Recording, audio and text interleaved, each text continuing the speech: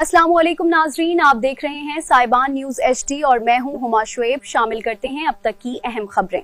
फ़िरोज़ वटवा में जश्न ईद मिलादुन्नबी सल्लल्लाहु अलैहि वसल्लम केक काटा गया। मुल्क के दीगर हिस्सों की तरह फ़िरोज़ वटवा में भी जश्न ईद मिलादुन्नबी सल्लल्लाहु अलैहि वसल्लम की विलादत बासादत की खुशी में अमन ब्लड पंजाब के सदर चौधरी अशफाक रहमानी की आढ़त पर केक काटने की तकरीब मुनक्किद हुई। तकरीब में SP मलिक ज़ियारत वट्टू, रईस आज़म मलिक ज़मान वट्टू, मोहम्मद घल्ला वटवा, डॉक्टर रहमत अली वट्टू और मरकज़ी chairman Aman blood donor society of Pakistan Samiullah Wattoo समेत दीगर मुअज़्ज़िज़ीन ने शिरकत की। इस मौके पर शुरका ने हुज़ूर नबी करीम सल्लल्लाहु अलैहि वसल्लम की विलादत बासआदत पर खुशी का इजहार करते हुए एक दूसरे को मुबारकबाद दी और मुल्क व कौम की सलामती और खुशहाली के लिए खुसूसी दुआ भी की।